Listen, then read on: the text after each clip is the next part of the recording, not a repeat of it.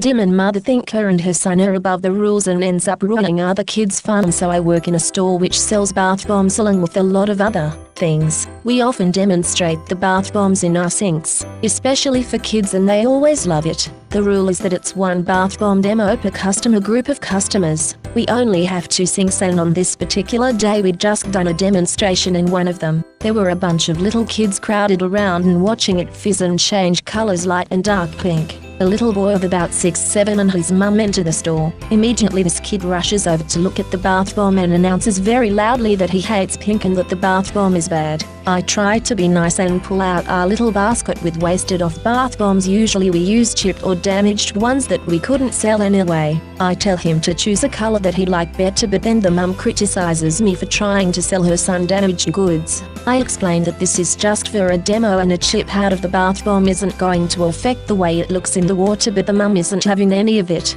It's not worth fighting over. We have a budget for it in case people want to see a specific bath bomb that hasn't been wasted off. So I tell him to choose a pristine one from the shelf. I also tell him to pick carefully because he only gets one. He chooses a bath bomb which smells nice but just turns a soft white in the water, so I suggest that maybe he choose a more colorful and fun one and explain that this one isn't very impressive. He glares at me and shrieks no, very loudly. I kind of flustered. The other kids near the sink were all staring and a lot of the adults in the store had turned around, so I just let him put it in the free sink without trying to persuade him out of it. As expected, the water just goes white and the kid is not happy. He starts yelling that it's boring and his mother demands he be allowed to put another one in. I explain that we only have 2 sinks and now they are both full. Also I tell her that each kid is only allowed one so that the most people possible gets a chance to see them. She ignores me and tells her son to go get another one off the shelf. I tell her again that I'm sorry but he won't be allowed to put another one in. She tells me that I'm being stingy, and at this point the boy is running up and down the rows of bath bombs trying to choose one. One of my supervisors comes over and repeats exactly what I've told her, and the mom says that it's my fault for not telling her son that the white one wouldn't be suitable despite me telling him exactly that a minute earlier. At this point the kid comes running back with a blue bath bomb and my supervisor tells him sternly that he can't put it in the sink.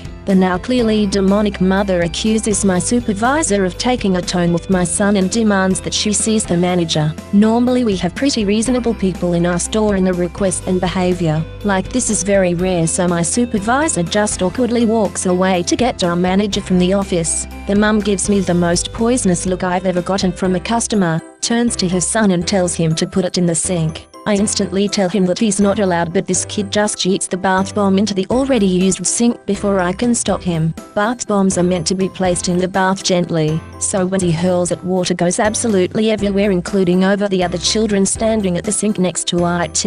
Understandably they all start screaming for their parents, and so I begin grabbing paper towel to help them get the water off their faces and clothes. I'm furious with the mother, but I can't pay attention to her as I, along with their shocked parents, are trying to console the other kids, and as we're drying them off I hear the absolute demon lady say, "Oh well, that's not very impressive either, is it? I've never wanted to physically fight a customer before, but wow, I got close then." The entire debacle ended up with my manager getting into an argument with the mother over making her pay for the second bath bomb. My manager eventually won by telling her that if she didn't pay, the shopping center security would have to be called. The parents of the kids who were splashed were very understanding and non-demonic.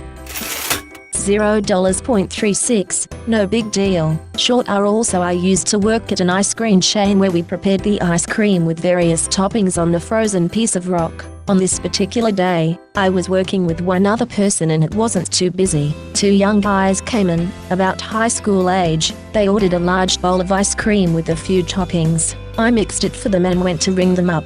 I'll use G for guy, since I really just talked to one of them. Me, okay, so that'll be $XXXG, okay, I have a gift kid. Me, great, scans card so it looks like you owe another $0.36 after the gift kid. At the point, they both look at each other and shrug sadly. G, oh I'm sorry, I don't have any money with me. Never mind. Me, oh hey, it's cool. Only $0.36. I take the $0.36 out of the tip jar and put it in the till, no big deal. Gee, well, thanks. The 2 guys leave, and I thought that was that.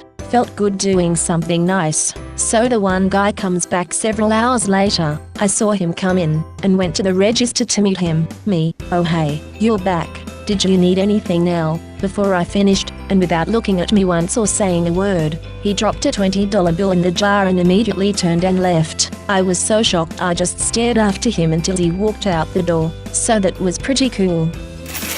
Don't let my wife see first, post to TFR. Let's see how this works. I work in a small, locally owned toy shop in Little College Town. However, we have a lot of down-to-earth people and families. Couple comes in with 3 kids and immediately the kids go crazy, wanting to show their parents every single toy in the store. It's a small store but is broken into 3 distinct sections, rooms connected by walkways. We have a card rack next to the cash wrap that has all sorts of cards. As the wife is being dragged by her kids around the store, the husband comes up to me and quietly goes, "Don't let my wife see, we are big Star Wars fans," and slides me this card and cash to pay for it. I quietly make small talk with him about the weather and ring him up.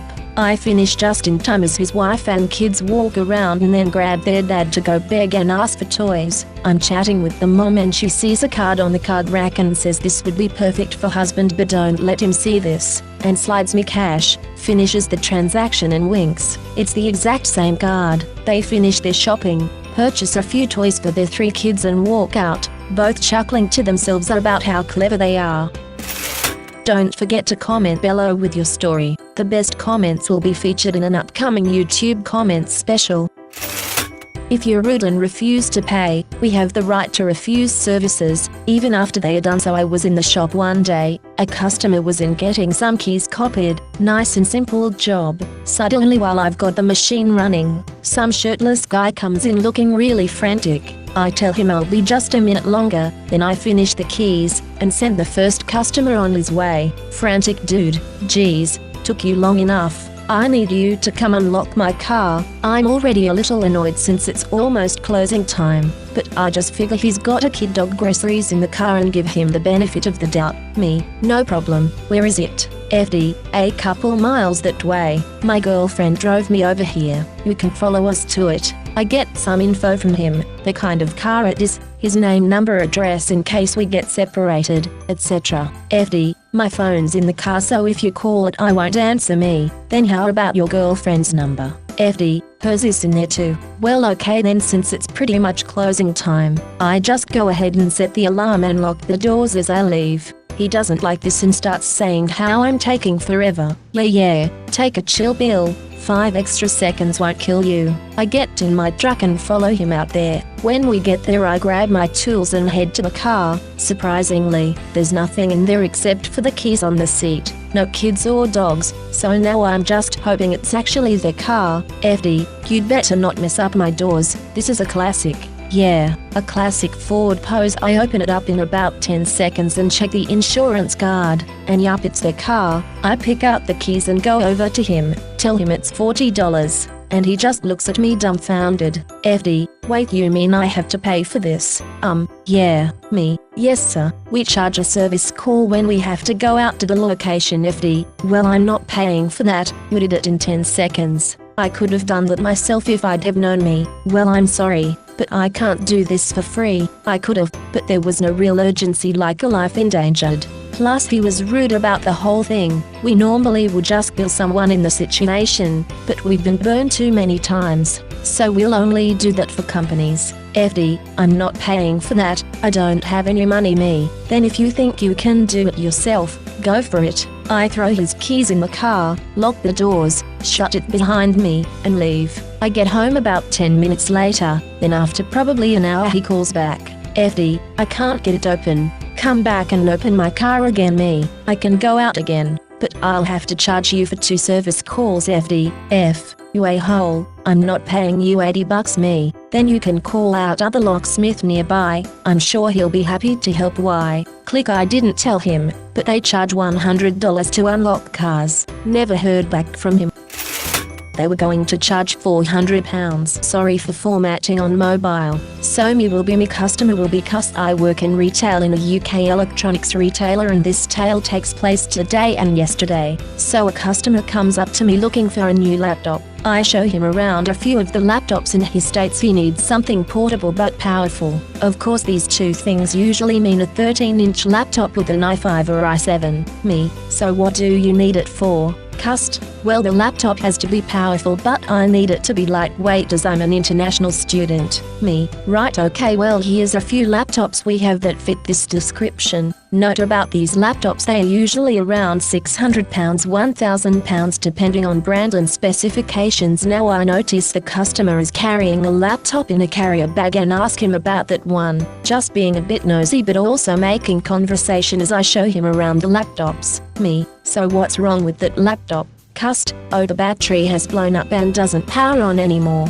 Me, right, okay, can I have a look? So he takes it out of the bag and I notice it's a MacBook Air. Being the store's Apple person, I ask if I can have a look. Now I notice that it has another computer shop sticker on the top of it, so I ask about that. Me, I see you've taken it to the other computer store, part of an Apple style chain with a shop literally down the road that people mistake for an actual Apple store down the road. What did they say is wrong with it? Cust, they didn't open it up but they said it would be £400 for the problem. I told them I thought it was. Me, internally they've quoted this and haven't even had a look at it. No surprises there. So I took the Mac from the customer and walked him down to the Apple counter of our small store. I plug it into our Mac charger and notice it's lighting up green but not switching to amber, which it would do. So just out of habit I perform an SMC reset, basically a hard reset to tell the Mac to get it together on the MacBook, and it turns on. Cust, oh my gosh, you've got it working. Me, yeah, I just want to run some diagnostics to make sure this isn't a fluke. I got the customer to change the language from his native to English and got to diagnostics. The tests came back fine and the battery reported fine. Me, it's in good working order with no problems, it just needed this reset and now it's fine. However, your charger is dosed, so you'll need a new one of those. Cust, that's amazing, thank you so much. My dissertation was on there and I would have to start it again. Now I've just completed my dissertation, so completely understand the situation and the stresses of university life. Cust, how much will it be for the fix? Me, nothing, it was a fast 2-minute fix, no need to worry. To this the customer becomes all thankful and happy and tells me he wants to pay for dinner, and I insist it's okay and just part of my job. So he's on his way with his Mac in working order and a warning not to use that charger and use an extra form of storage to back up his work. Today he came back and to purchase the new charger and was looking specifically for me in the store. He had gone out and bought me a cake and macarons from a high-end cake shop. At first I said I couldn't accept, was thinking of work and the cake obviously costing a lot of money, but after much insistence I did accept and the customer left happy and I left work later in the evening with a cake in town and a smile on my face. Not all customers are difficult and it left me with so much joy at the end of the work day. Thanks for watching, remember to like and subscribe.